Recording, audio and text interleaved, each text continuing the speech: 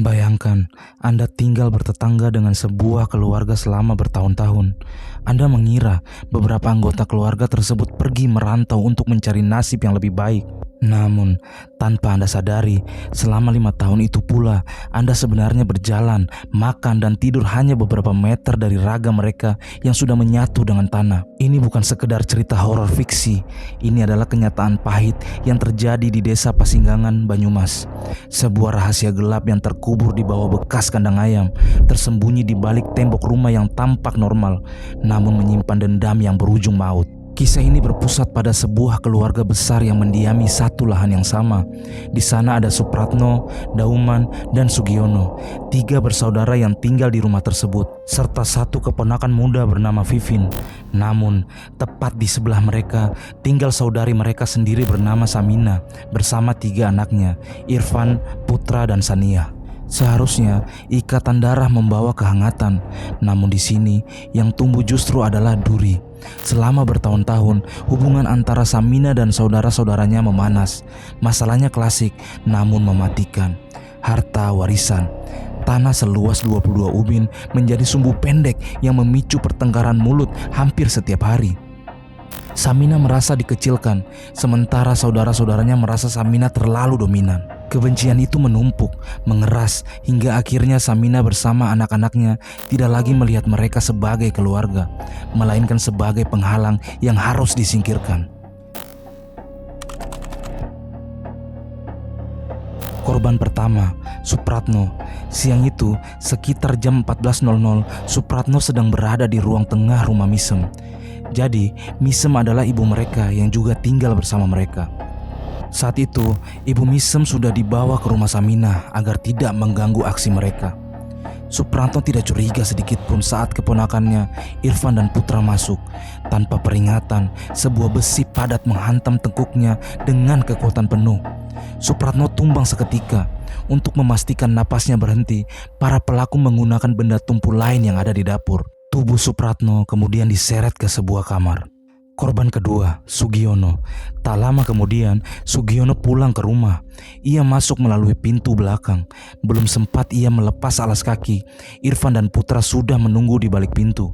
Serangan yang sama, di titik yang sama, Sugiono jatuh tanpa sempat berteriak. Jasadnya ditumpuk di atas kakaknya di kamar yang sama.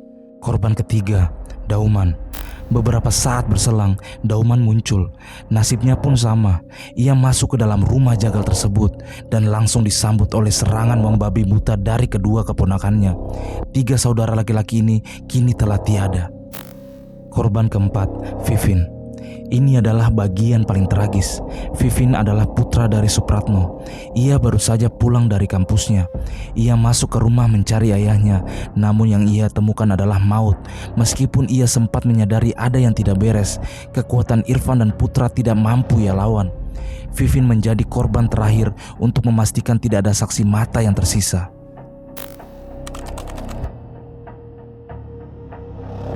Setelah aksi keji itu selesai, tugas berikutnya adalah menghilangkan mereka dari muka bumi.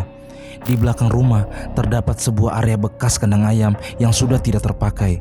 Di sanalah Irfan dan Putra menggali sebuah lubang yang tidak terlalu besar, hanya sekitar 1,5 meter persegi. Keempat raga saudara mereka ditumpuk menjadi satu di dalam lubang sempit tersebut. Mereka dikubur bersama pakaian yang mereka kenakan hari itu.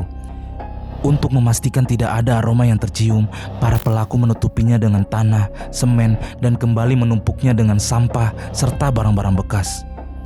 Besok harinya, Samina mulai menjalankan skenarionya. Kepada tetangga yang bertanya, ia menjawab dengan tenang. Mereka sudah pergi merantau ke luar kota. Karena mereka dikenal sering berselisih, warga pun percaya bahwa mereka pergi karena sudah tidak betah.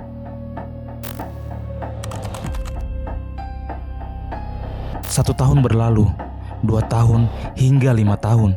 Selama itu, Samina dan anak-anaknya hidup normal di rumah tersebut. Mereka makan, tidur, dan beraktivitas hanya berjarak beberapa langkah dari kuburan massal di belakang rumahnya.